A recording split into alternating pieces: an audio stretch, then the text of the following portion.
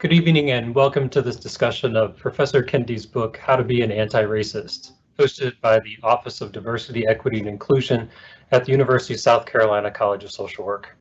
I'm Kirk Foster, Associate Professor and Associate Dean, and I'll be your moderator and one of the panelists tonight. This event continues our efforts to engage our community in critical matters of democracy by taking a critical look at race and racism in America. First, I would like to thank Dean Ron Pittner for his support of this event, and Assistant Dean Victoria Montgomery and Janae Epps for their tireless efforts at organizing all the behind-the-scenes work. I would also like to thank Matt Warthen and Michelle Crisp for coordinating the technology. We have nearly 200 people registered for this book club, far exceeding my expectations, but highlighting the importance of anti-racism work. Tonight's format will include reflections on the book from 3 panelists, followed by a time of questions and answers. We ask that you type your questions in the question and answer box. You'll see that on your screen, and we'll get to as many questions as possible. But I also want to note that Professor Kendi will speak to the College of Social Work community on Monday, November 9th at 4 to 5 p.m. The questions that you ask tonight will inform the questions we ask him to address on that day. If you have not already, we encourage you to register for his upcoming event, and you can find information on the College of Social Work website. We'd like to welcome our panelists this evening, the Reverend Dr. Jeremy Rutledge and Dr. Jennifer Gunter. Jeremy is the senior pastor at the historic Circular Congregational Church in Charleston, South Carolina. In his time at Circular, the church has undertaken studies in peacemaking, dismantling white privilege, and working to welcome immigrant and refugee people. He has long been active in the Charleston Area Justice Ministry, a multiracial interfaith group of more than 30 congregations, including serving as its co-president. Jeremy is ordained within the Progressive United Church of Christ. He is a member of the American Academy of Religion and the Institute on Religion in the Age of Science. Jeremy writes a column for the Charleston City Paper and reviews books for the Post and Courier. We also welcome Dr. Jennifer Gunter. She is the director of the South Carolina Collaborative on Race and Reconciliation at the University of South Carolina.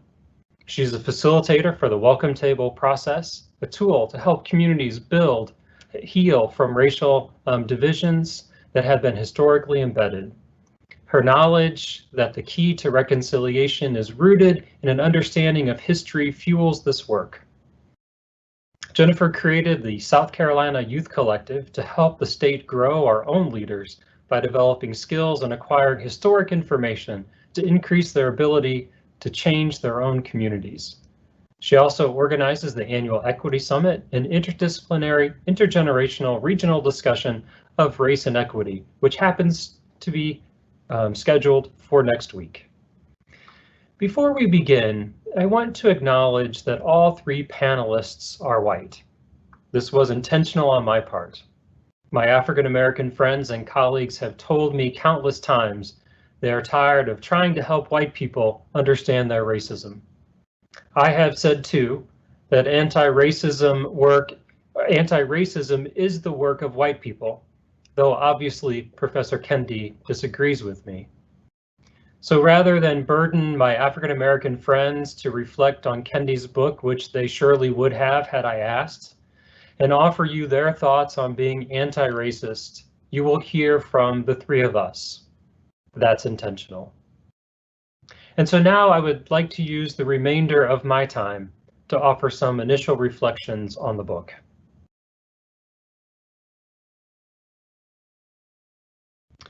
I appreciate Professor Kendi's focus being one of challenging racist policies and individuals. The argument here is not to aggregate behaviors back to the group, certainly a straightforward admonition.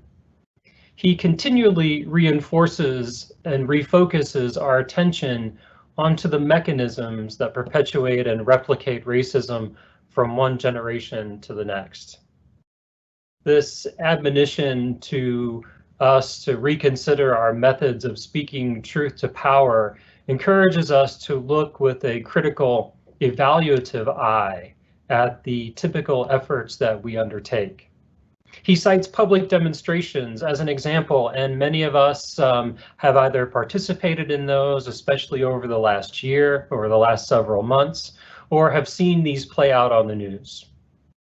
While I agree with him that the point is to change policy, I disagree with his argument that changing minds is not a reasonable objective, especially if we think about policy reform through the lens of a logic model. And if any of my students are joining us tonight, our former students, that statement should certainly not surprise you.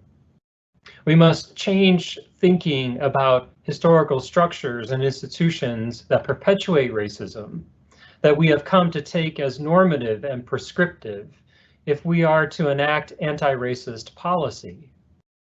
If we fail to do this critical work, I believe, and fail to change the minds of policymakers about these institutions, we cannot hope to pass anti-racist policies. So I might argue, somewhat counter to Dr. Kendi's argument, that it is a both and, that enacting anti-racist policies and being anti-racist is changing the minds, particularly of policymakers, particularly of those in places of power and influence, so that we can actually enact and change policy. This observation and critique also speaks to Professor Kendi's arguments about institutional racism, or as he calls it, institutional racist policies. I appreciate that his reframing away from, quote, institutional is to focus our attention on the individuals who pass, enact, and enforce racist policies, rather than to be distracted by the system itself as if it were a faceless demon. But that does not negate the racist power of institutions to perpetuate and self-replicate dominant racist cultural norms.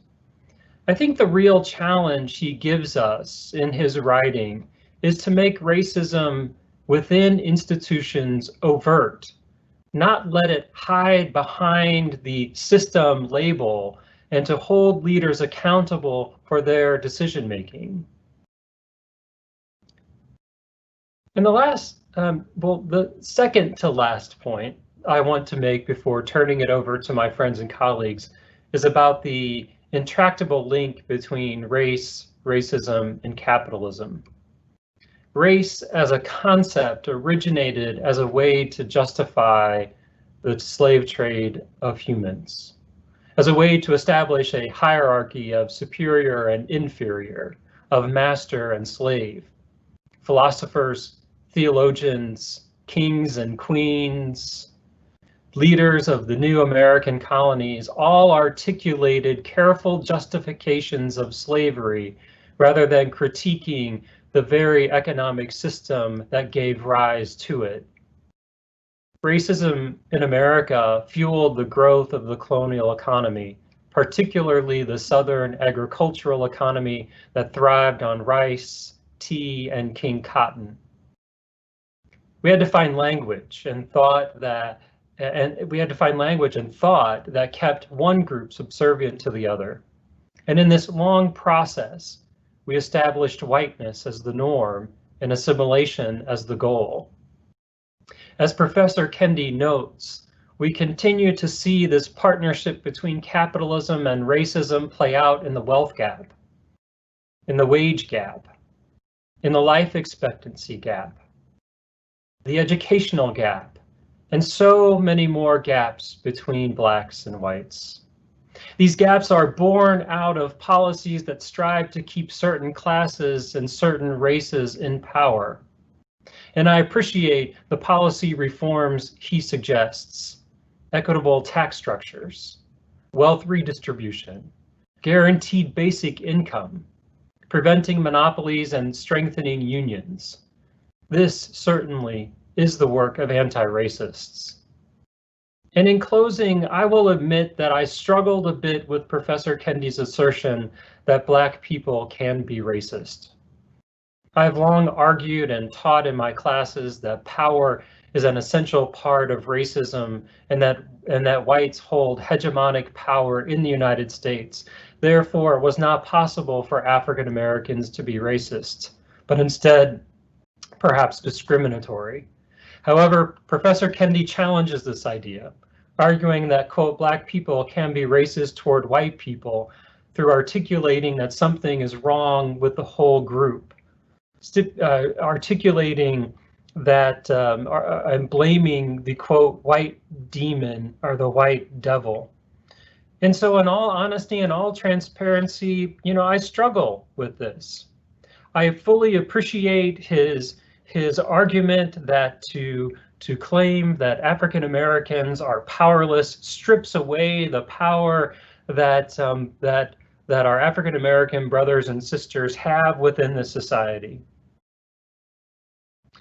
He argues that this defense undermines Black folks. And so I appreciate that. But at the same time, I question the argument and I struggle with it. And so I wanted to be very open and honest and transparent about that struggle. And perhaps Jennifer and Jeremy might speak to that as well, or we might circle back around to it in our question and answer period. I see that I have used up my nearly 12 minutes. And so now I would like to turn it over to Jennifer for her to share with us her perspectives, critiques, and thoughts on Dr. Kendi's book. Thank you so much, Dr. Foster, and thank you all for being here to participate in such an important conversation. And I feel I agree on a lot of points that Dr. Foster makes. But first, I just want to talk about what came up for me again and again while reading this work was the idea of colorblind ideology. And it's something that we talk about a good bit with the collaborative. So not a racist versus anti-racist. And not a racist is something we hear a lot being espoused by people who say that they are colorblind. And what I mean by that is the assumption underlying that as long as you don't see race, then you cannot discriminate on the basis of race. And colorblind ideology says things like only the absence of accounting for race can bring about racial equality. And since most people believe in racial equality, since the laws have been changed to outlaw discrimination, I don't see color, so I can't be racist. And I don't get any special benefits based on whiteness. It isn't racism causing these inequities. And what remains then as a possible solution is behavior. So then we put the onus of inequities on the individual and not on the system. And this is something we've been taught over several generations. One of the first ways that we heard it was Daniel Patrick Moynihan working under Lyndon Baines Johnson in the War on Poverty. And he said, the central conservative truth is that it is culture, not politics, that determines the success of a society. Again, it was revisited by Paul Ryan 50 years later in 2014, where he said, we have got this tailspin of culture in our inner cities in particular, of men not working and just generations of men not even thinking about working or learning the value and the culture of work. And so there's a real culture problem here that has to be dealt with. And I was reminded of that again and again when he was talking about how communities that he moved through, be they immigrant communities of color or African American communities, and how they, he talked about the assimilation ideology, which made me begin to think about how we tell stories, which I think is a very important part of the creation of our current racist state. So a story that we tell about ourselves in the US is that we're a melting pot, and that all the people came to the US and we just became this one great American country. But what we really mean by that is if you could melt into whiteness, you can be American, right? I saw that play out again and again while reading this. And on the colorblind ideology front, it's not something that only occurred in the past.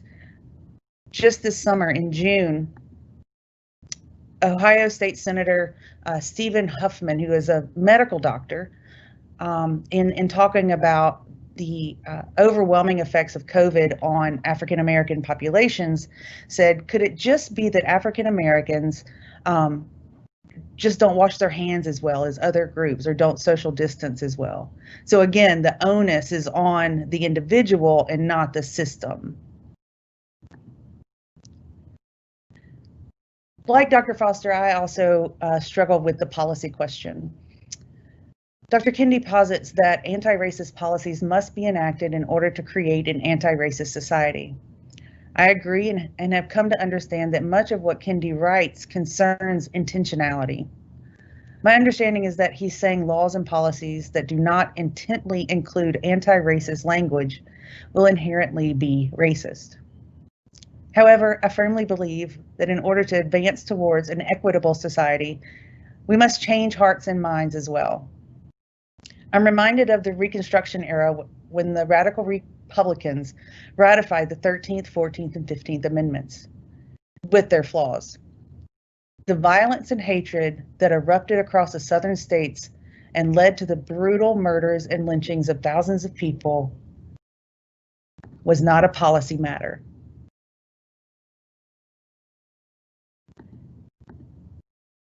I also was reminded of how we tell stories about the differences between entitlements and benefits in a work by Linda Gordon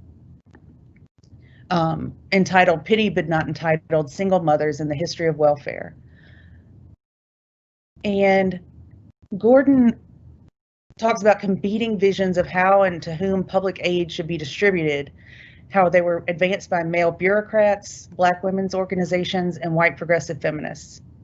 From their policy debates emerged a two-track system of public aid in which single mothers got highly stigmatized welfare, while other groups such as the aged and the unemployed received entitlements.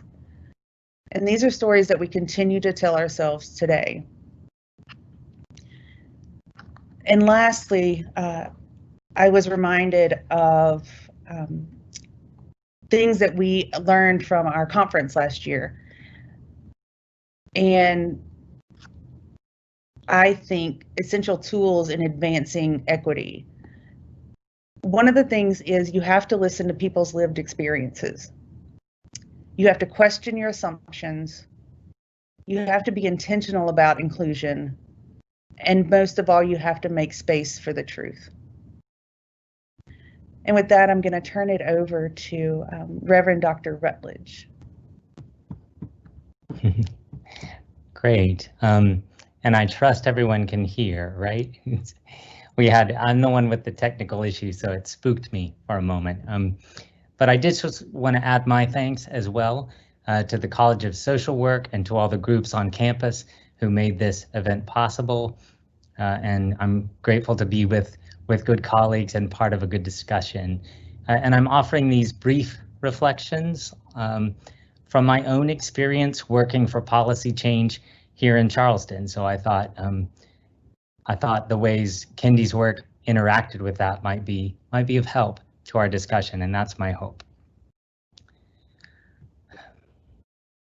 In 2015, after Walter Scott was murdered by a North Charleston police officer, several clergy members sat in the police chief's office.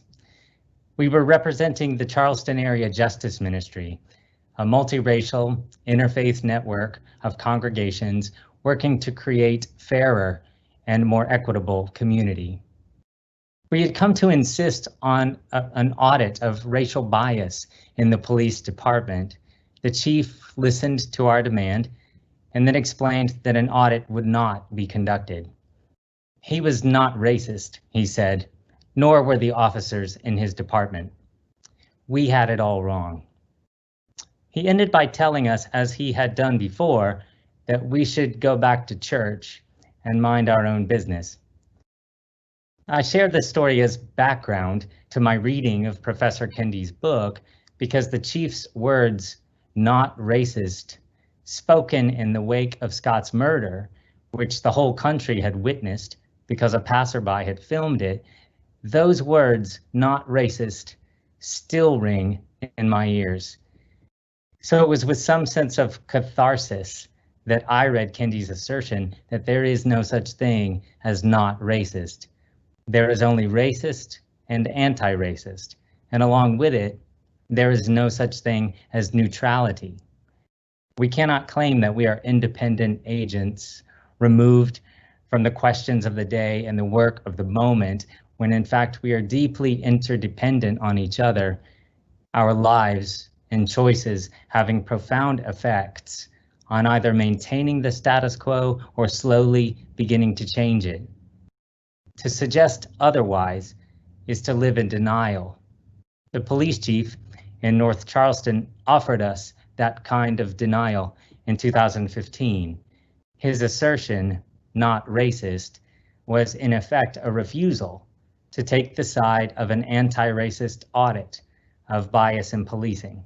His claim of neutrality resulted in the continuation of racist policing practices, with Black citizens profiled and harassed at alarmingly disproportionate rates. Just this fall, more than 5 years later, our Justice Ministry and community members finally won an audit of racial bias in the North Charleston Police Department under a new chief. Yet none of us felt like celebrating. Why had it taken so many years of effort?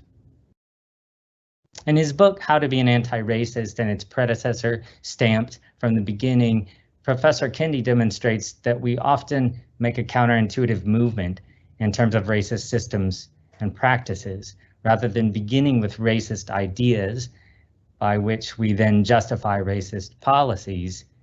He argues we begin with the racist policies, which are then justified through the promotion of supporting racist ideas. And this is done, he suggests, out of the self-interest of those who benefit from the status quo. Now, I know I am oversimplifying for the purpose of time, but I return again to the example of the police chief.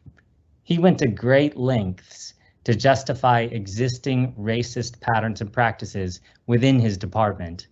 And the longer he spoke with us, the more implicitly racist ideas were used to justify the way things were. We heard the standard litany attributing blame to the Black community itself, and shifting it away from the department doing the profiling and onto the ones who were regularly profiled.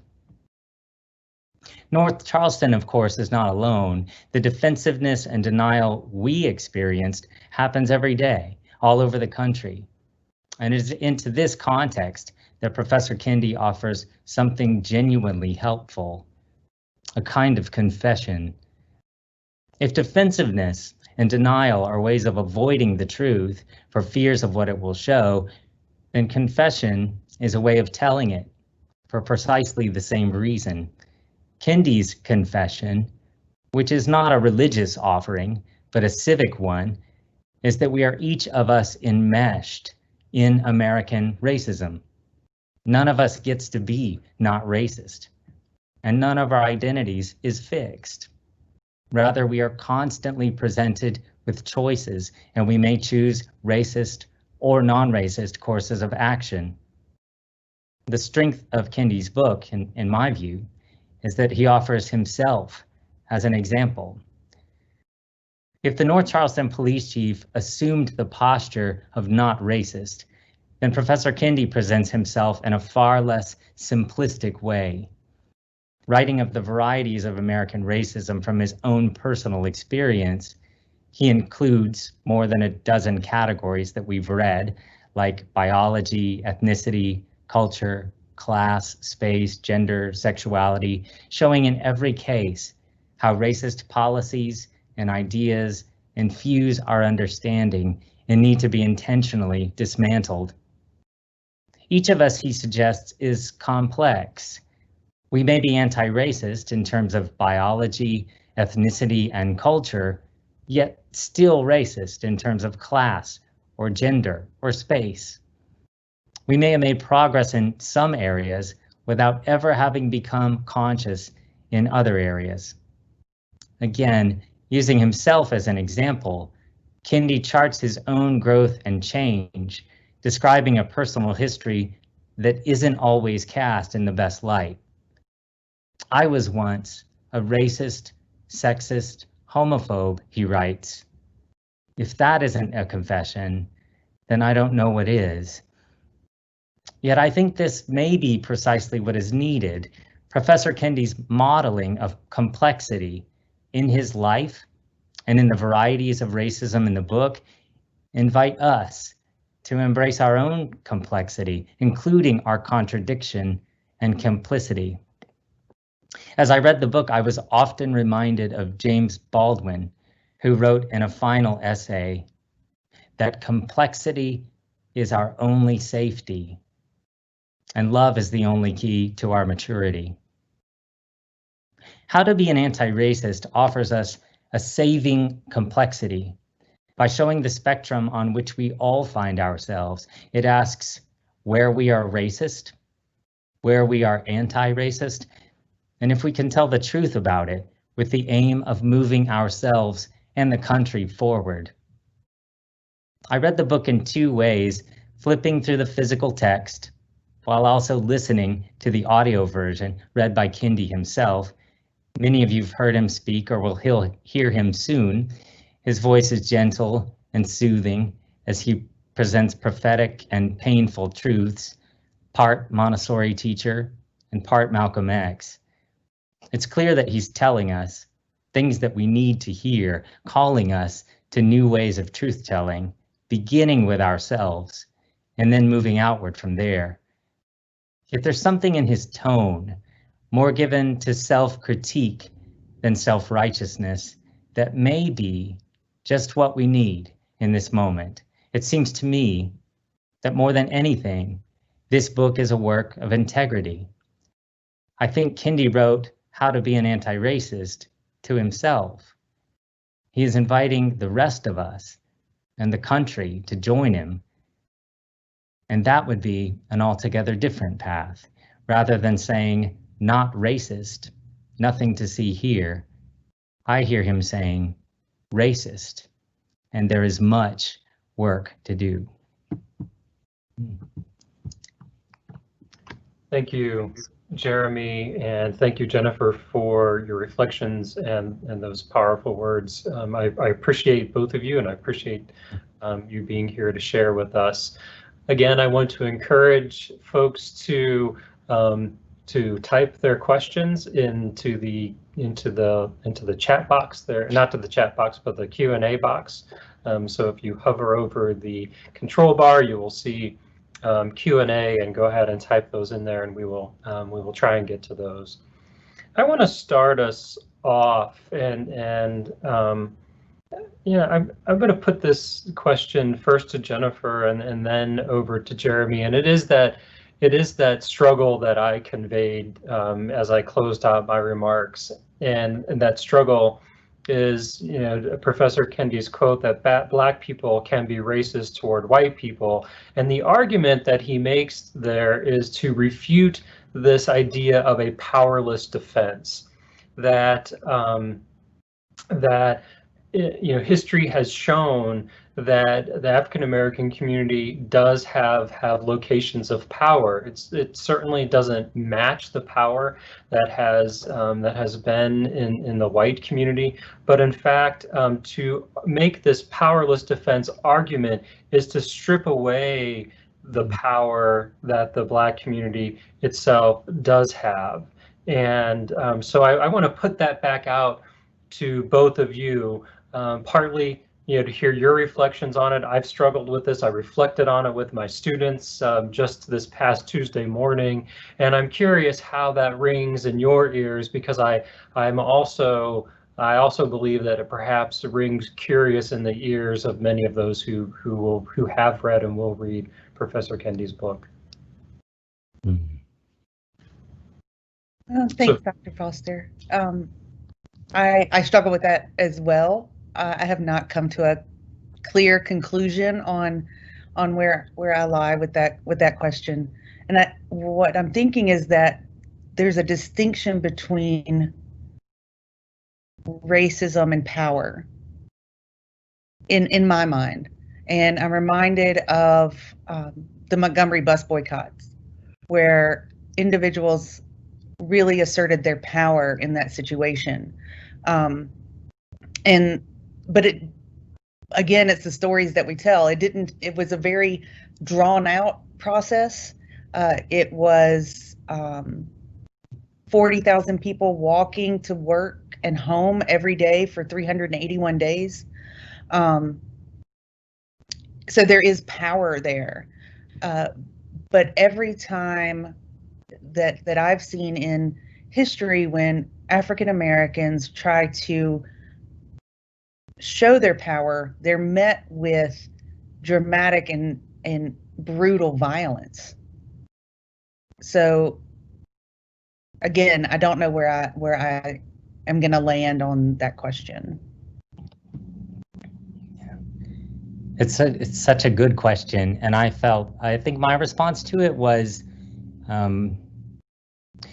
I heard him saying, and I think in many ways, just offering us the complexity of racism in its many different forms. And so I again sort of read it as a confession. He was being very vulnerable, and I was struck, by him recounting moving to Virginia and the way he looked at people from Virginia who were not from Queens, and I think he was really being subtle and nuanced in many ways, and that doesn't always suit the conversation perhaps. But I think when it comes to racist policies, I just hear it in his kind of language, wondering how any of us, let me rephrase that, sort of acknowledging that any of us could be supportive of policies that harm others based on racial categories. And my primary concern with his argument would be a little different. And my worry is he's made himself so vulnerable,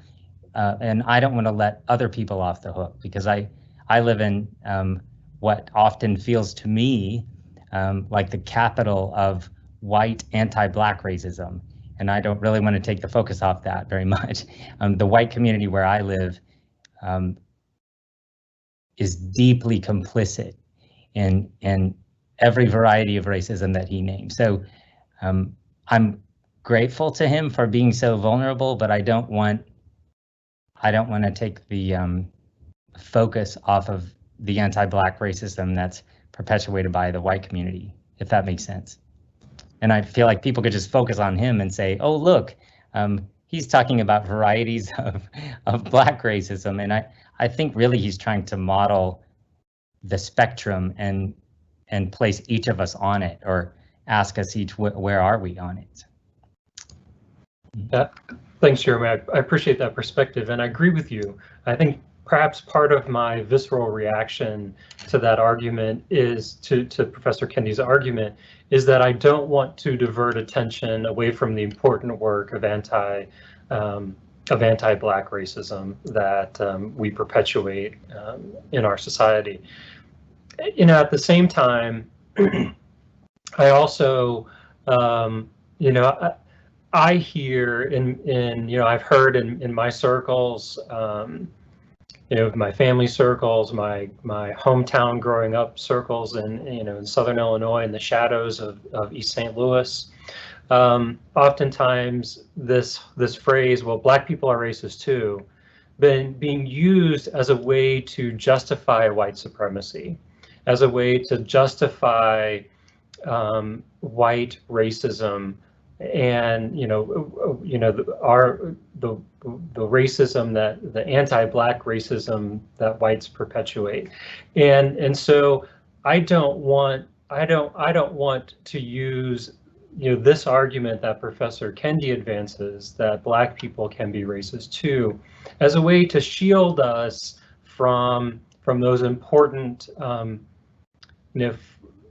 from being critical of how we think about race, how we approach racism, and the critical anti-racism work that we have to do, because I think for some that can be used as a shield against having to do the work. And again, this is, this is this is just me being, exceedingly transparent and wanting to share with everyone in my own vulnerabilities and my own concerns around this as I grapple with the ideas.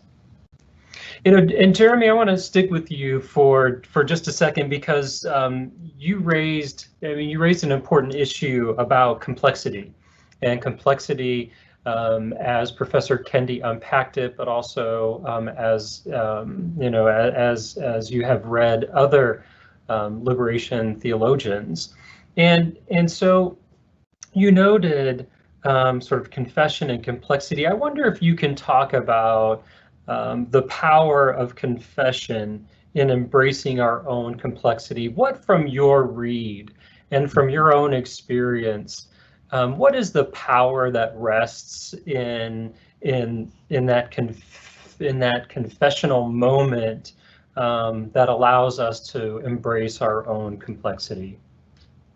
Oh, I will be brief. So I have two ways of going: a really long way or a really brief way. I think for me, and this doesn't need to be particularly religious, what I'm about to say. So with respect to many different faiths and philosophies of those gathered here, but for me, confession is radical truth telling. I mean, there are no lies in confession, and have read a lot of James Baldwin in recent years, and have spent some time with Eddie Glaude, and so I'm you'll hear some of their impressions probably through what I'm about to say. But there's so much lying, that is so much mythology that's used to prop up America, and Eddie Glaude calls it the lie, that supports the system we have, and it's based on preserving the illusion of our goodness, the illusion of our innocence, and denying the crimes that we've been complicit in. He's talking about white America. And confession won't tell the lie. Confession will only tell the truth. And I think that's where the freedom comes from. Part of the truth is that we are all complex, and that we have, what I appreciate about Kendi so much is there's a sort of almost a process view of the person, where none of us are fixed. From one day to the next, we're making choices and we're casting ourselves in a certain way, but it's not all determined. We have agency. But I think, at least for me, and I hope I haven't gone in a circle here, but it's the radical truth telling where it all starts. As long as we maintain the lie that everything is fine, or that the country is good, or that we are, without going deeper, it all holds into place. So I think the confessional move, and I just see him modeling in that, as saying, no, all of us are on this spectrum of harm, or of unconsciousness, and there's work for each of us to do. And I hope that makes some sense. But the radical truth telling is the first step, in my view. So. Thanks, I appreciate that. And I'm looking at some of the questions that our attendees have posted in the Q&A box. And Stephen asked this question, and Jennifer, I will throw this to you, and I have some thoughts about this as well. Stephen writes, I would like to have more open conversations with my family about our racist beliefs. Does anyone have a story to share about how they successfully did this with people they're close to? And Jennifer, you do a lot of this work, and a lot of this work in community, and so that's why I want to bounce it to you. Sure, and Stephen, that's a great question. I believe that you have to take responsibility for your own education. So maybe it would be interesting to use, like we're doing now. We're reading this book, we're having a discussion, and so you have some key talking points. But to successfully have this, if there are people you are talking to who have differing opinions on this topic, it's important to try to understand where they're coming from, where these ideas may have germinated. I'm not sure exactly what your question is about, in that do you agree or disagree? Or are you just trying to become more educated and able to have the conversation? The first step is always just starting. And I think that that's the most important step, is just to begin and see where it goes from there. Thanks for that, Jennifer. I'll share also a confessional moment to perhaps bridge these two questions that I posed to Jeremy and this one Stephen poses. I remember one Christmas day. It had to be in the mid-1990s because I was a seminarian at the time, and like Jeremy, I am also ordained in the Progressive United Church of Christ and served local churches. And so it was Christmas Day, and we were in my parents' small kitchen, and my grandfather, who himself was also a very active, very faithful member of our local United Church of Christ congregation, and in many ways probably thought of himself as progressive. But I remember standing in that kitchen, and suddenly out of the blue, my grandfather started to make this argument with me, about the difference between creationism and evolution. That white people were born out of this divine creation story, and everyone else, in particular African Americans, came through this lesser evolutionary process. And so as such, whites had divine superiority over all other races. As a seminarian, as one who was probably even a little further left than the majority of the left-leaning seminarians that I was in school with, I knew in that moment I had multiple choices. I could nod in silence and deference to my grandfather. I could yell and scream and turn around and go to a different part of the house, or I could engage my grandfather in critical conversation to probe his racist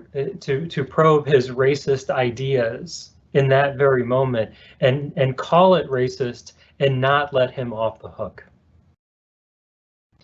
And so, Stephen, I think one of the ways to do that, one of the ways to have those conversations, as Jennifer mentioned, is to start the conversation and to identify racist speech, to identify racist actions, to identify racist practices within our families and within our communities, and call them and name them as such. And be willing and open and vulnerable to have that conversation with those that are closest to us and not let them off the hook. I don't know if I changed my grandfather's mind that day about creation versus evolution, about whites, about blacks, about Asians, about anybody. But I do know that I had a responsibility in that moment not to let that opportunity to engage pass me by. And so I'm happy I did it. I think that was probably one of the first times in my entire life I stood up to my grandfather and called him on the carpet. And those conversations are never easy, and they are always uncomfortable. But that's what we have to do. You know, Kirk, that makes me think about the podcast Brene Brown put out over the summer on shame and accountability. She said shame is not a social justice tool. And that really has stuck with me. That, I mean, we know that what shame does to us. So using it in these conversations is not really going to push them forward. But you have to be able to hold people accountable, like you said.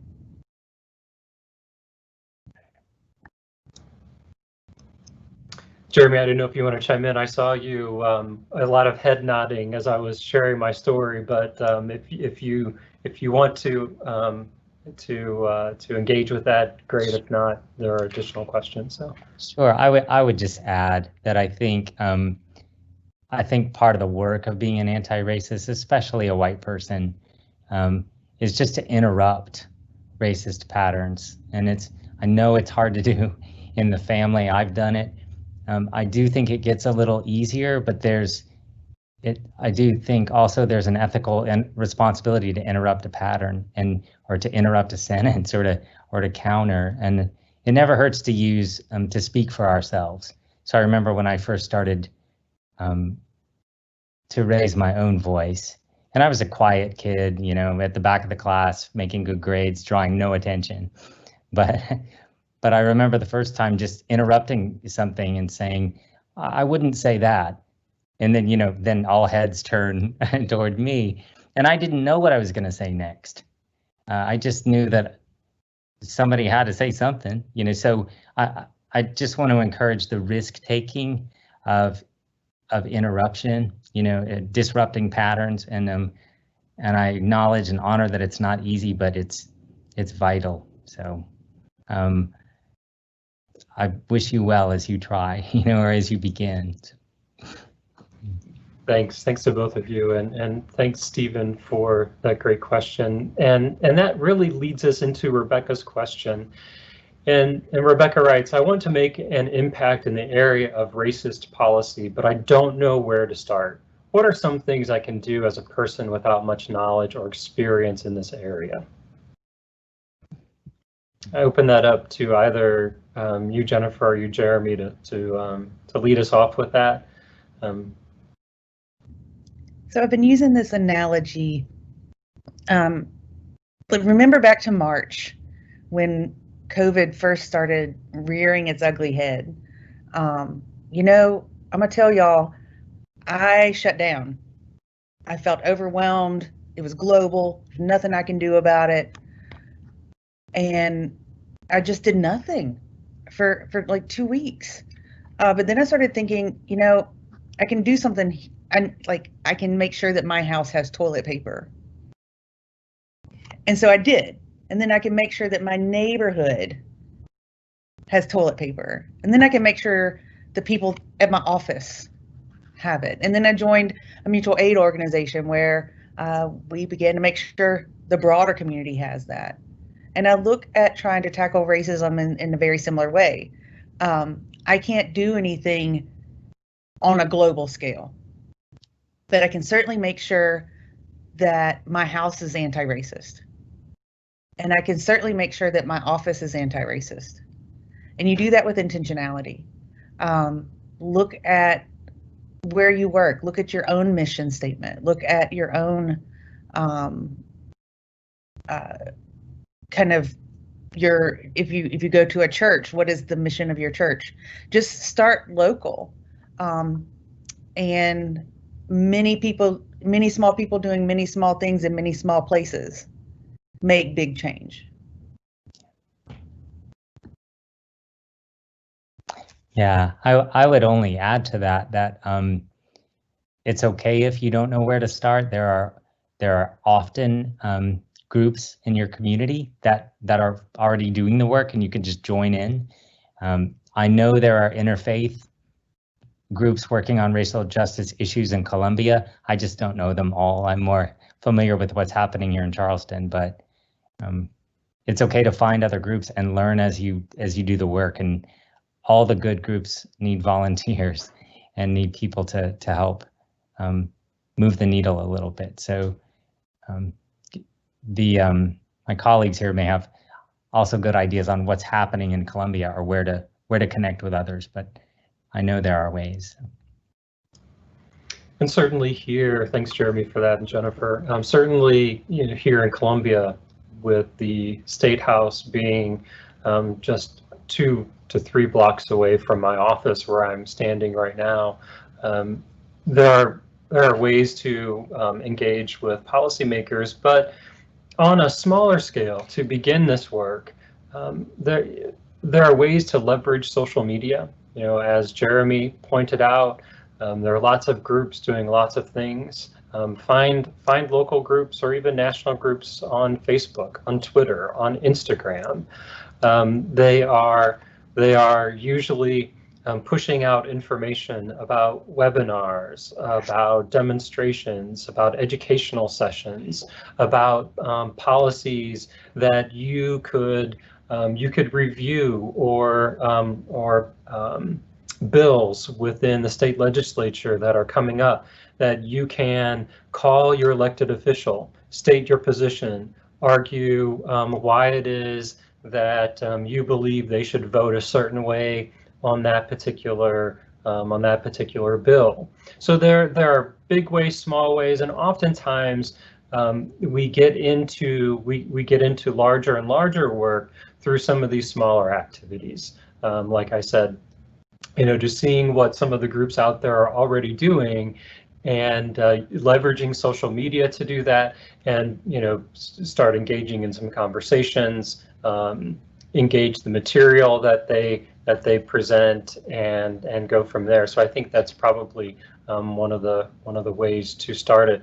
What I will say about South Carolina State Legislature, there is an app that you can download to your phone that will keep you informed of legislation that that meets certain of your interest criteria. So you can set up filters to see what bills might be hitting around particular topics, and so then you can they tell you when those hearings are. You can attend those hearings and be engaged that way too. So there are lots of different ways to engage.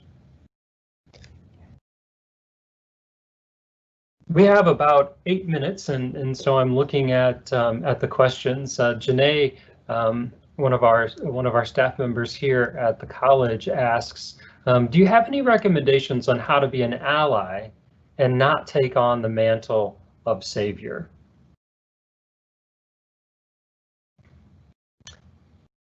I'll take a first stab at this. I'm sure Jennifer and Jeremy both have their own thoughts on this as well. In my work, in my efforts to be anti-racist, I don't pretend to be a white knight. As Jennifer so eloquently put it in her last example around the pandemic, I'm looking to change. I'm looking to change my household. I'm looking to change my neighborhood and my corner of the world. I'm not looking to save an entire race of people. I'm not looking to correct all of the ills in the world. But what I am looking to do is to make democracy stronger. I'm looking to enhance our civil discourse. I'm looking to ensure that people have a place at the table where their voice is heard. So when we pass policies, when we propose policies that have impact on particular populations, that those folks have an opportunity to share back with policymakers how that policy will impact them. And so, I don't know if part of it is a personal orientation to this work, but I will say that that I certainly, in my own work, I don't believe that I'm saving, that I'm saving anyone but myself, and I'm saving myself and my family and those around me from the perils of racism, because as Dr. Kendi so nicely argues, is that it impacts all of us, and it impacts all of our health. It impacts our democracy. It impacts who we are and how we function in the world. And so I'll turn it over. Jeremy, you have your camera on, so I'll bounce it to you and then over to Jennifer. Sure, thanks. I would just echo that and what you've said, but also maybe add two things that might be helpful in terms of allyship. Is being part of organizations that center themselves and ground themselves in representative leadership. So our Charleston area justice ministry, for example, we audit our own leadership. So we make sure that we have representation in terms of gender and race and ethnicity. And so I go to these meetings of our justice ministry, and white men are always in the minority in those meetings, and that's as it should be. I mean, I think white men where I live have had a disproportionate influence and still do. And so finding organizations that are really led by everybody and that are not led by the same white men who have led everything for too long. So kind of auditing our organizations, listening to and being led by people of color and women in particular.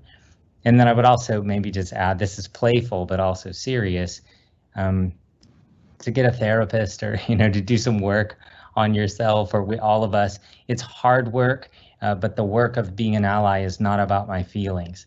I'm not going to do the work so that my Black friends can make me feel better about myself or so that I can look good. So all that ego work I need to do on the side so that I can show up and just be a good partner in the work and be a better listener and join with others to do what needs to be done. So I say that because I often find that we get tangled up in white people's feelings, and that can take all the oxygen out of the room when there are really pressing matters of justice that we need to attend to. So I hope that's helpful. I say that with love, but it's if those of us who are white could work on our own feelings on the side and then just join with others, that would probably be a great help.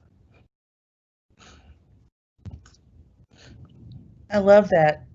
Do I call you Reverend Doctor? I like just that. Jeremy. I love that. And, it's often sometimes necessary to give up your seat at the table so that someone else can sit there. And that, I agree with y'all. This is not about me at all. This is about the work. And I am constantly trying to recognize and admit when my voice is not needed.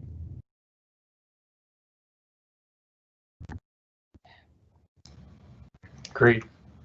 Thanks to both of you for saying it better than me.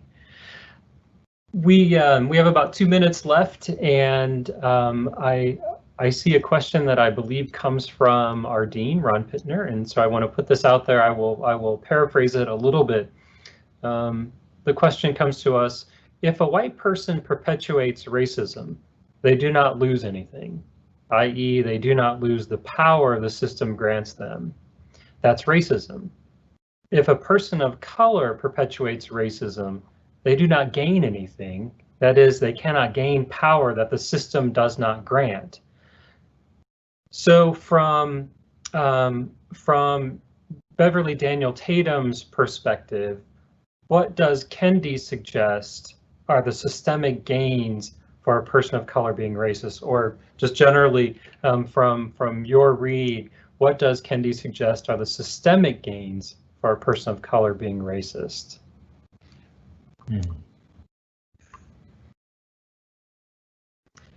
I would say, I will just comment real briefly and then turn it over to my other two colleagues.